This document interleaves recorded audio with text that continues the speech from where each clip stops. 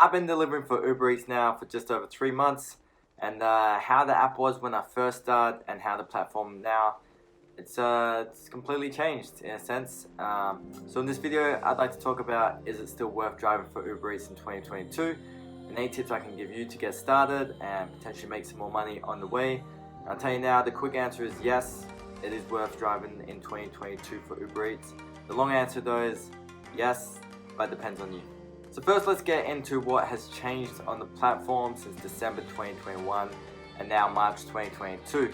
The big difference is they updated your acceptance rate, meaning that you now have to accept at least 3 of the last 10 offers that are sent your way. And if your acceptance rates drop down under that 3, then they take away your pickup location and delivery location. So essentially, you're kind of accepting offers completely blind. You don't know what area you're gonna end up in. You don't know if the restaurant you're picking up from is a good one or not. So it's not the best update. I have seen some more extreme offers come in. I literally had one that came up and it was just a screen that said 9 minutes away. Didn't say what pickup location, didn't say the drop-off location, didn't even say how much I was going to earn. I did accept it, and yeah, it wasn't great. The idea though is that by doing this, they're hoping that drivers will be less inclined to cherry pick and just take more of the trashy offers that are sent our way, to maintain the privilege of knowing all the details for the jobs that we accept as freelance drivers. It's a bit of a weird one. Now, I will be honest, this is pretty bad, and if I wasn't driving Uber Eats for fun and for this channel, I probably would have left the app by now. It's not clear if these changes were brought into everybody's marketplace, or if maybe it's a trial system, but ultimately these platforms will always be updating and changing how they operate. So as a driver, you will need to be flexible and willing to change and update your strategy as far as how you work with these apps. Now, the next thing let's talk about is your marketplace. For me, I'm located between 2 nice hotspots. One's more of a business-orientated area, which is great for breakfast and lunch rushes, and the other is kind of like a business and then residential area, which is kind of great for the lunches and dinners. And I know if I deliver one way, say east, if I deliver east for 7 miles, I know I'm going to end up in another good hotspot that I can get more jobs, and if I'm lucky, those jobs will even bring me back to my original area. But I also know that if I take one of the jobs from my original area 5 miles west or north, I'm going to end up where I won't be able to get any jobs. And if I do get any offers, they're going to continue taking me north or west. So I know most likely if I'm accepting those jobs, I'm most likely going to have to be driving back to my area. So I'm going to have to take into account for those miles. Also keep in mind your pickup locations. You need to learn which fast food places you need to avoid because of excessive wait times, lobby closures, or constantly not having items in stock.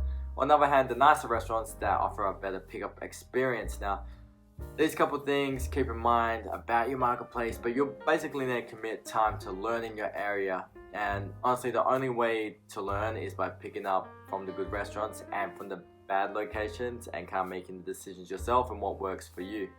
Something that doesn't work for me may end up actually being a blessing for you. So yeah, I think to start off, you just can't accept everything and learn what's good, what's bad, and understand why it's good and why it's bad.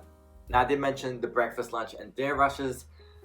The times that work for me may not work for you in your area, so you know, maybe you only have a dinner rush, or maybe a lunch rush and breakfast isn't good there, or maybe breakfast is really good and dinner. So you will have to work out what's the busiest times and potentially focus on those times to maintain your highest pay per hour. I find typically when I do a 10 to 12 hour day that my hourly rate actually drops down $2 to $4. But if I just went out on a dinner shift, I could definitely maintain a higher amount. So potentially, you know, go out for your breakfast shift, come home, do a couple of things you need to do, then head back out for your lunch shift, come home, do what you gotta do, and then go out for your dinner shift. Or, you know, maybe just go out for that dinner shift and try to get those high paying orders. So as an example, I've noticed that for my breakfast shifts, if I go from like 7 a.m. to 10 a.m., I'm typically getting Starbucks orders, and the Starbucks orders are typically about $7 to $9 for about 20 minutes worth of work. So I know I can get 3 of those orders, or if I'm lucky, a couple of stacked orders come in. So it's really beneficial for me to get out there by that certain time and just make the most of the Starbucks orders. The next thing to look at is, do you have any boosts or surges in your area, and is it worth timing your shift when there's higher boosts, or can you match that with some surges and see if you can actually get the boost and the surge together and just really maximize your potential income. If you know your market, it's definitely not worth chasing those boosts and surges. You know, like if you see that there's a surge and it's, you know, plus $2 on the order, but it's gonna take you 10 minutes to get there, you know, that surge could disappear by the time you get there. So it's not really worth you going out your way. But if you know that, like for me, the market I'm in, a lot of times my hotspot normally has a $1 to $2 surge during lunch and dinner. So if I stay in that one area, I just typically get those little extra dollars here and there, which definitely adds up in the end. And so that kind of brings me to why I said yes, it is worth driving for Uber Eats in 2022, but it depends. And what it depends on is your willingness to adjust and learn and make those mistakes on the way.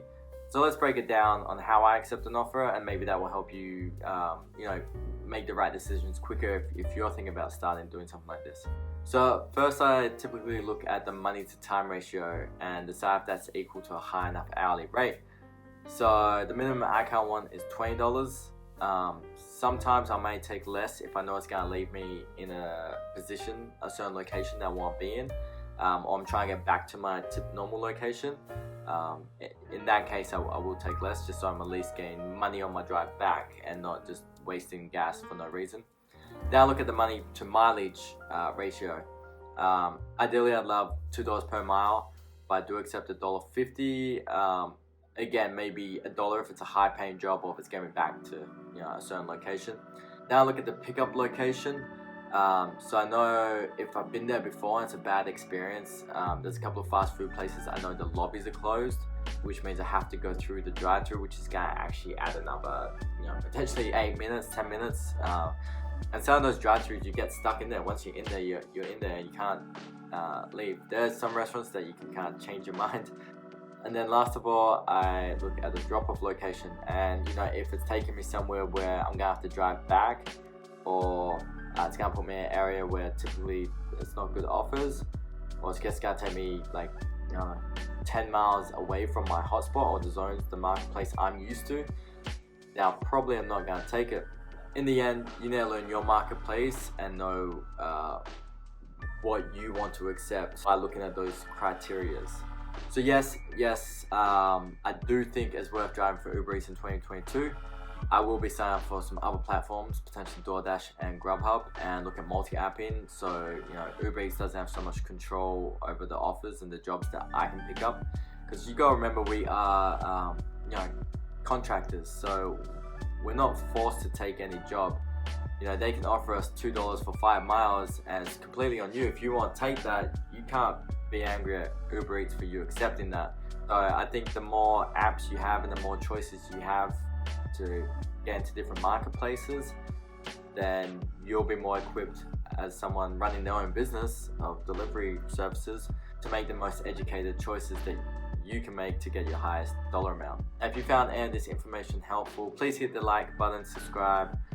This year I am trying to make $50,000 using side hustles, investing in apps, and yeah, I'd just love you to join my journey, and hopefully I can share more knowledge that I'm learning on the way. I appreciate you all, and I'll see you in the next one.